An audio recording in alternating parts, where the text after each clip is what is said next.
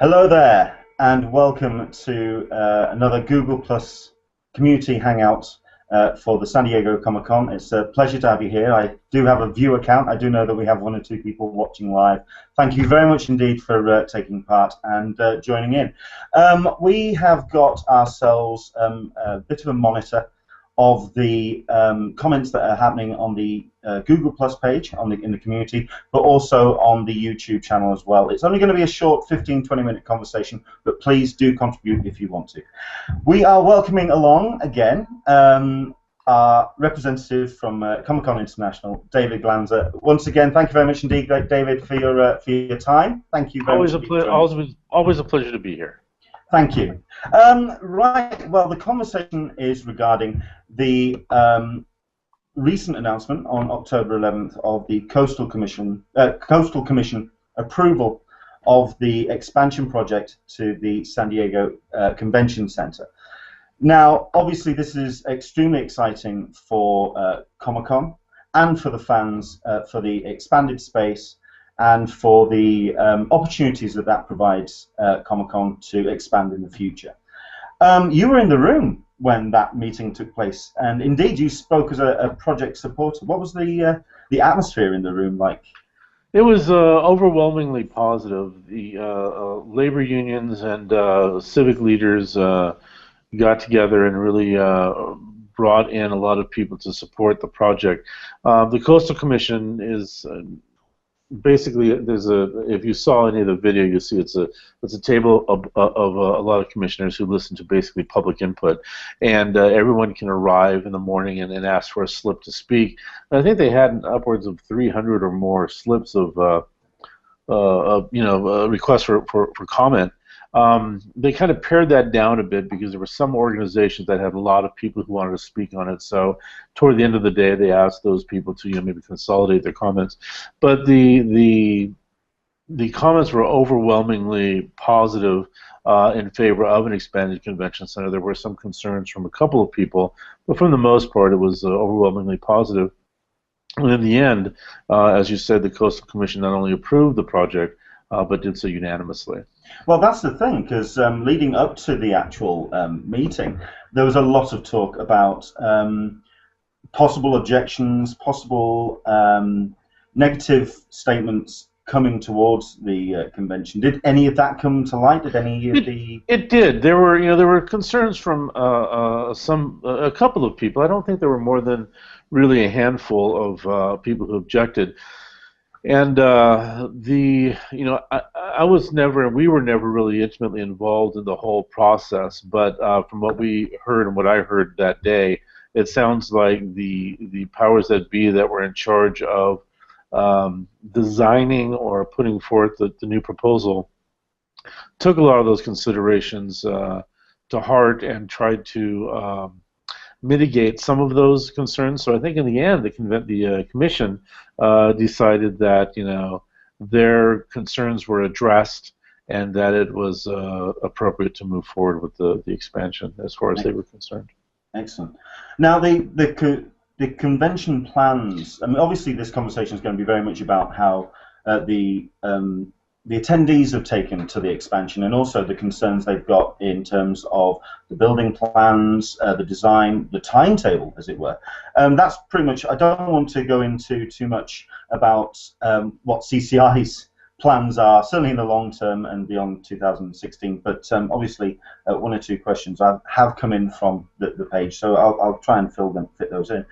What communication did you have with the convention center in terms of the design? Because while Comic-Con is not the only con there, it does have rather specific needs. I mean, the center, was very good about keeping us abreast of the designs that they were putting forth. I don't know that we were ever actually asked for our input, and I don't know that it would be appropriate really for us to do that. The fact of the matter is we are a tenant, as are many others. Granted, we are probably the largest tenant of that facility, but I think any expansion we were looking forward to as being a positive step forward. But it's really important to mention that it's not only for Comic-Con, which I think a lot of people assume that once this expansion goes through, then Comic-Con will be here forever. You know, that's the truth of the matter is this expansion is good for the city. It allows the city to now compete with other cities along the coast of California, along the West Coast, to compete for larger events. But not only that, it allows San Diego now to hold smaller concurrent conventions and events that could keep the facility occupied, people in hotel rooms and restaurants filled. So it really is a good thing for the city, I think, and I think it'll benefit us not only with large conventions and events, but the smaller ones as well. But there are still, you know, hurdles that we have to overcome. As you know, I think there are a couple of lawsuits right now about about how the project is funded. Yeah, you kind of beat me to that. I was going to bring that up. Well, but, okay. Well, let's launch straight into that. I mean, what was CCI's take on that lawsuit? I mean, we really stay out of it all, to be honest with you. You know what? Believe it or not, our decisions to remain in San Diego for the short term, anyhow, really don't take into consideration the expansion. I know that sounds odd, but with the last mayor, with the convention center, with the city, and with the local hoteliers, we've been able to utilize outdoor space, as you know from your visit to San Diego. So while we would probably have benefited from an expansion 5 or 8 years ago, that hasn't occurred. But we've been able to go ahead and at least maintain an attendance of about 130,000 people, utilize ballrooms and area hotels, park space across the street, and as it stands now, even if everything goes smoothly with an expansion, I don't know when they'll break ground or when that facility will be completed. So we have to look not at what we're going to do with an expanded convention center. We need to look in the short term. Is it possible?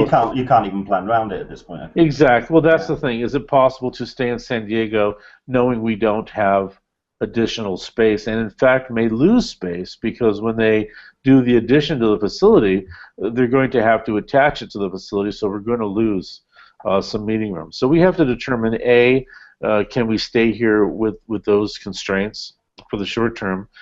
B, you know, can we still utilize space outdoors and at hotels? And probably one of the most important things is, can we keep hotel room rates, you know, at a competitive level? Because as you know, Comic-Con is an incredibly popular event in San Diego, and you know, I think if hotel room rates skyrocket, it may prohibit regular attendees from attending, and that would be a very bad thing. Well, of course, that's how they're intending to fund the expansion, with the additional tax rate that they're adding to the hotels. As I understand it, there's a myriad of funding. I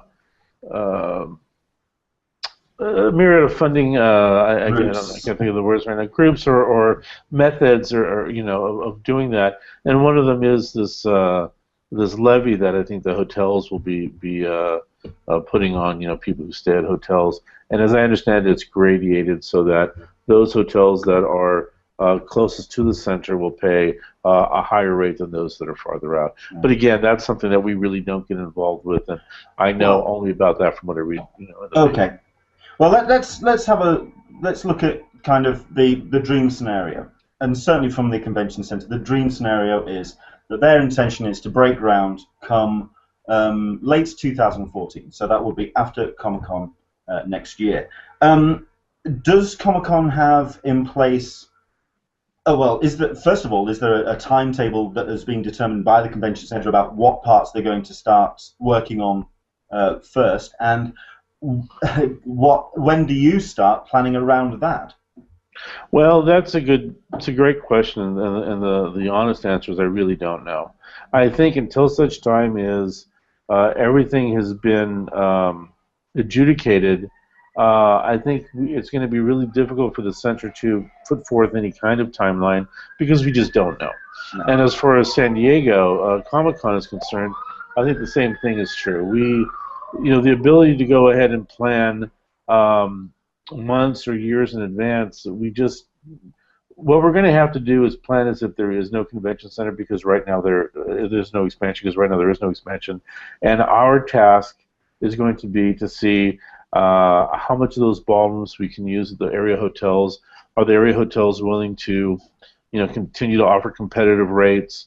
Can we use park space? Things of that nature. I think if we can solve those problems, it'll be good that we'll stay here. If we can't, some people have suggested maybe we leave San Diego for a few years until the expansion happens. And well, that was going to be the next question, because obviously Comic-Con is contracted or scheduled to stay at the convention center till 2016, I believe. The plans certainly look like they expand beyond the space, lead into the space which, as attendees, we consider the tent space. It kind of leads further out.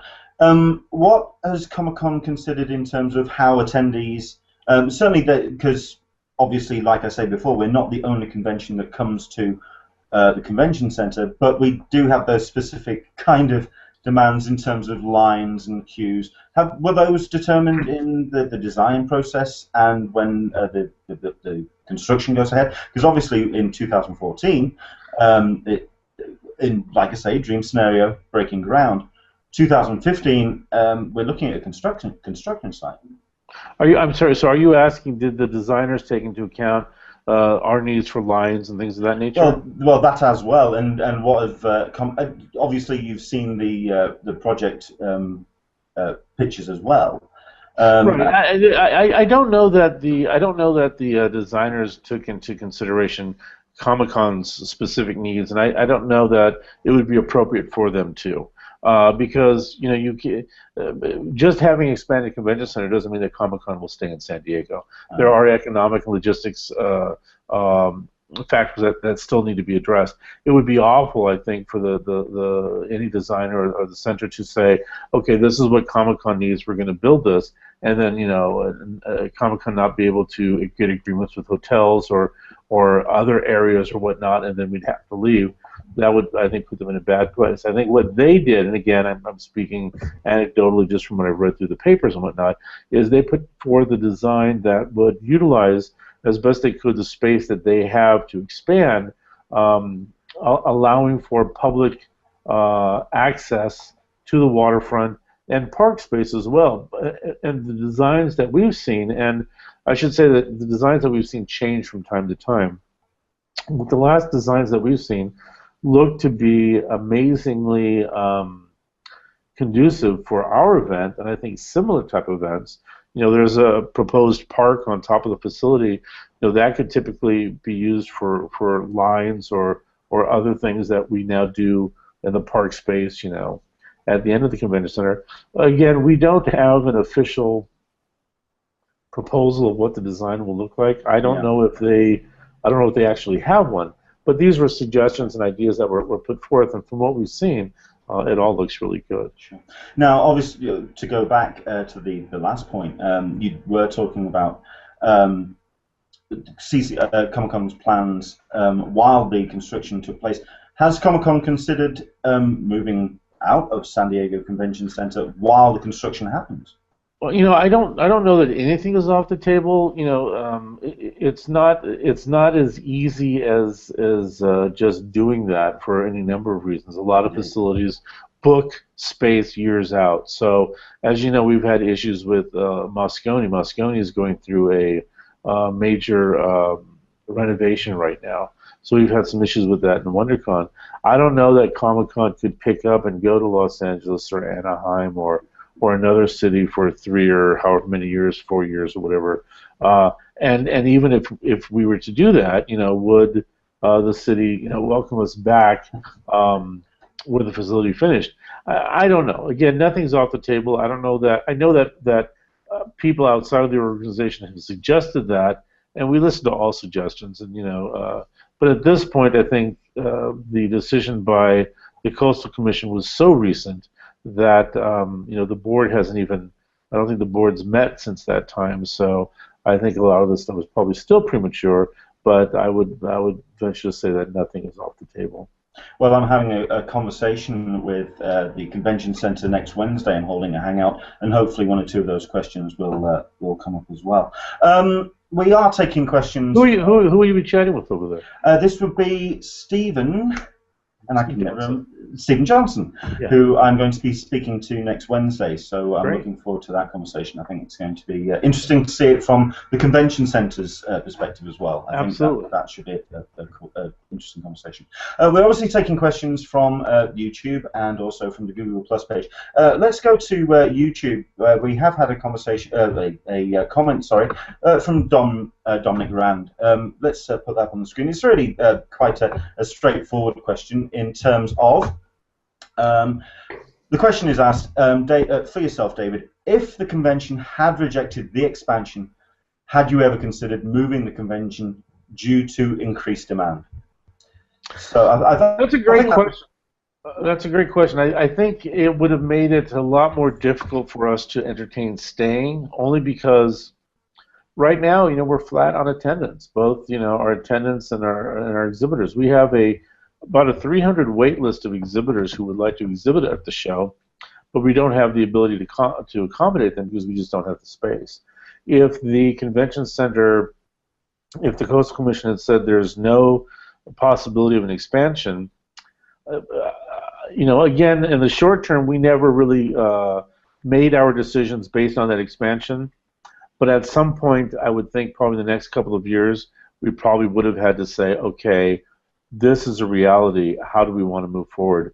And I'll be honest with you, I don't think anybody ever entertained the negative just because it would be something that we could deal with at a later date. To be honest, there's so much going on with just trying to get the shows together in the short term.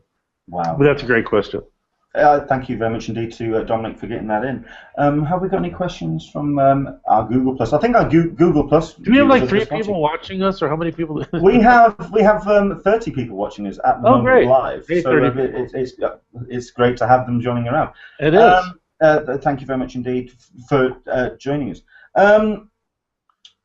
So I'm just trying to see what other questions, because I wanted to keep this. I think we've pretty much covered more certainly the basics in terms of what CCI's demands, or if not demands, requirements of the convention center. Yeah, I mean, the shorter answer, I wouldn't say short because it's never a short answer, but I think the shorter answer or solution really is, until such time as the expansion, until such time as a new facility exists, can we make what we have work?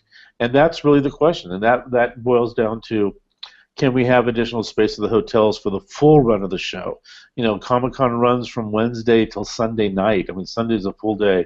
Can we have hotel rooms or ballrooms for all days, and hours of the show? Can those hotel rates remain at a reduced rate than what they could potentially get? The hotels have done a great job. While the hotel room rates are not inexpensive, the hotels could easily charge a lot more than they do, and we're really grateful for that.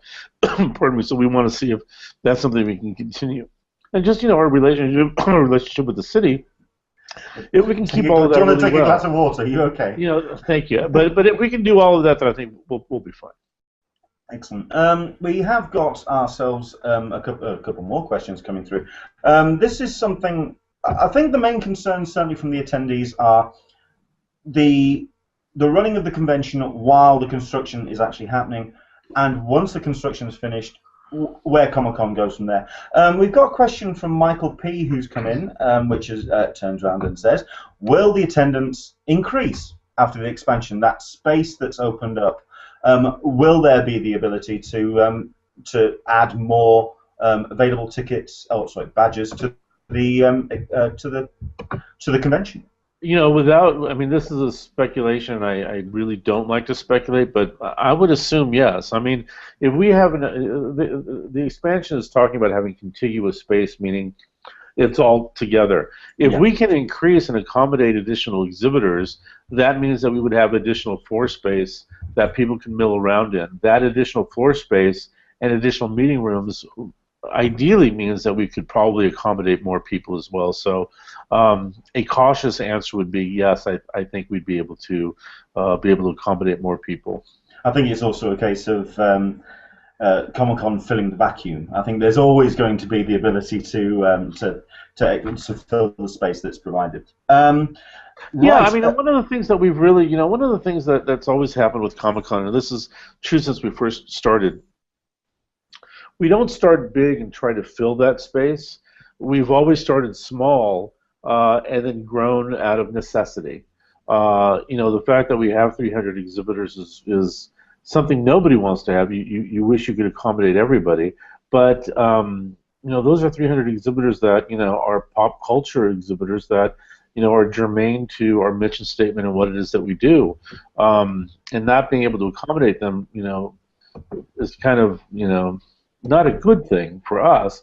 That's why we have some of this stuff outside, and but hopefully with the expansion we'll be able to welcome even more people and exhibitors. Okay.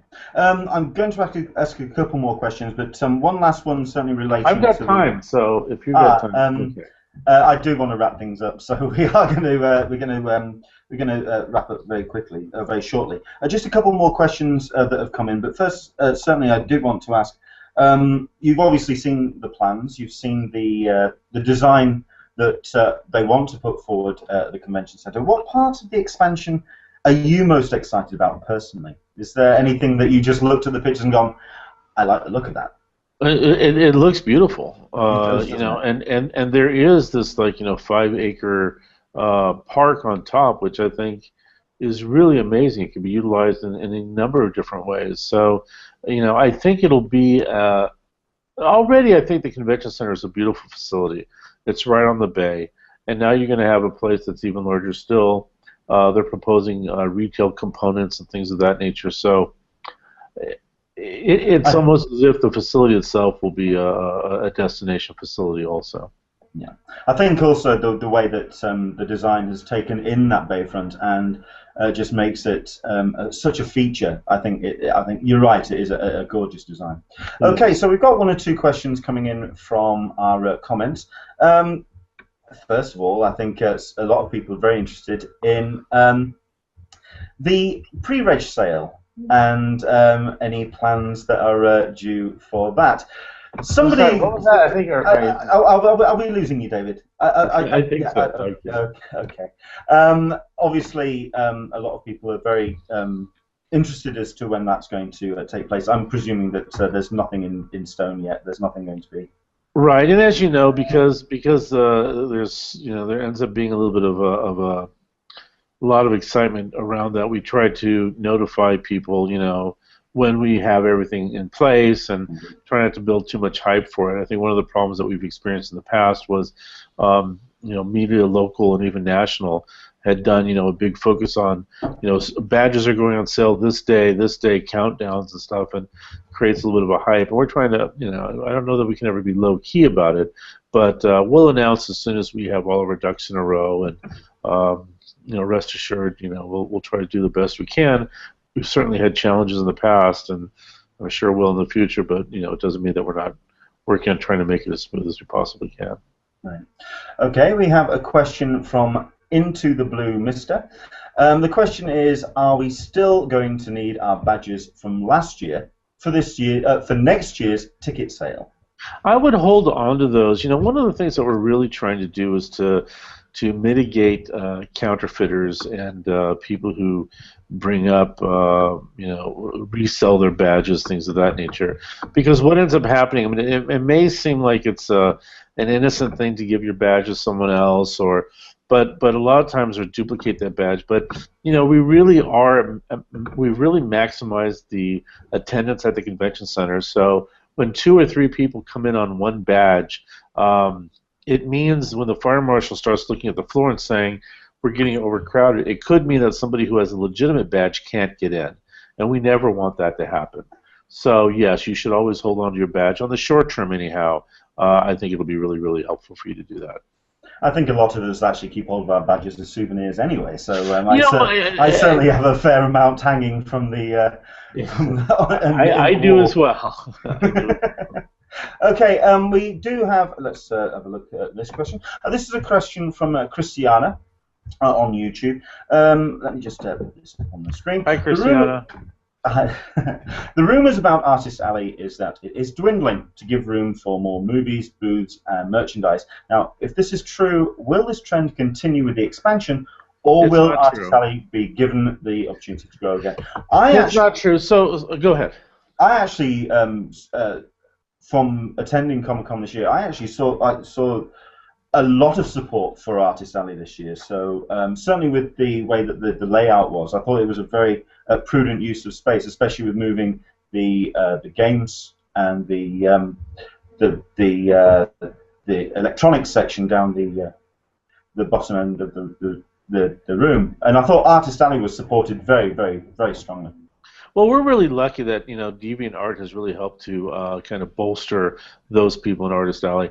It's very frustrating when, and was it Christiana? I think she brings up a good question, because I think a lot of stuff gets thrown out there, and it's not always possible for us to answer every question right away. So I'm glad she asked this, but the space of Artist Alley has absolutely nothing to do with the space for movies, toys, or games. The floor is set up in such a way as there are neighborhoods, if you will.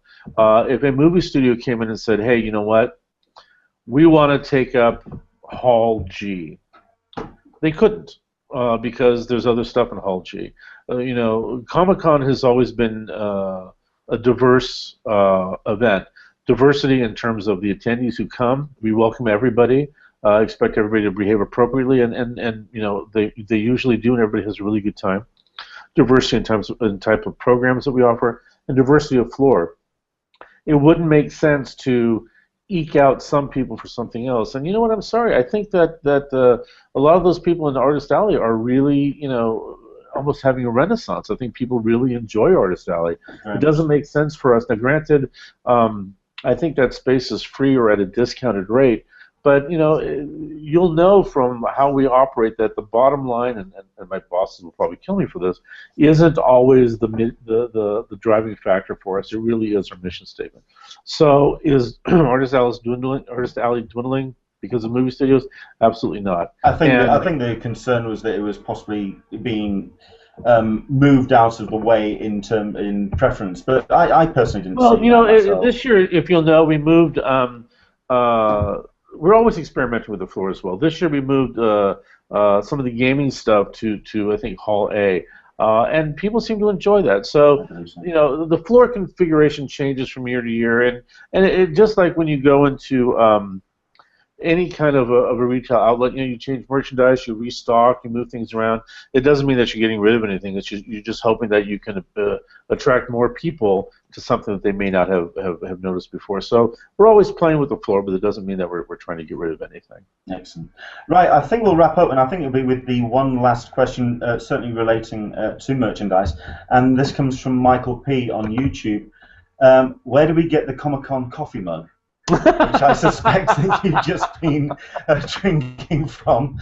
I have to tell you, it was we had tried different mugs before. We had tried ball caps, and none of them really seemed to sell. Nobody really seemed to care about them. So we have a stack of mugs. They're very nice. They have you have a warehouse full of these. Well, I think a warehouse is probably 15.